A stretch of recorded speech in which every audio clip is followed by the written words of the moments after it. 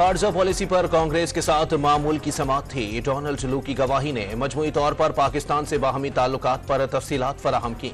पाकिस्तान के साथ ताल्लुकात को मजीद फरोग देने की उम्मीद रखते हैं। नायब तर्जुमान अमरीकी महकमा खारजा वेदांत पटेल की प्रेस ब्रीफिंग। पीटीआई की हुकूमत हटाने में अमरीका का कोई किरदार नहीं।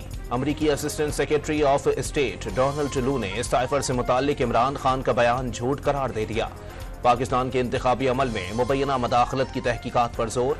अमरीकी अवान नुमाइंदगान में पाकिस्तान में जमहूरियत और दो तरफा ताल्लुकात से मुताल्लिक ब्रीफिंग। अमरीकी कांग्रेस में इमरान खान को झूठा करार दिया गया। सर्टिफाइड चोर झूठा साबित हो गया। पीटीआई ने अमरीकी लॉबिंग फर्म की खिदमात हासिल करके डोनाल्ड लू को कांग्रेस कमेटी में बुलवाया। कमेटी के सामने झूठ बोलने की सजा 2 साल कैद होती है। वहां भी डोनाल्ड लू ने यही कहा कि बानी पीटीआई ने झूठ बोला। गवादर पोर्ट अथॉरिटी कॉम्प्लेक्स पर कलअदम बीएलए के दहशतगर्दों का हमला नाकाम। सिक्योरिटी फोर्सेस की बरवक्त और मौसर जवाबी कार्रवाई में तमाम 8 हमलावर मारे गए। सिक्योरिटी फोर्सेस के 2 अहलकार बहादुरी से लड़ते हुए शहीद।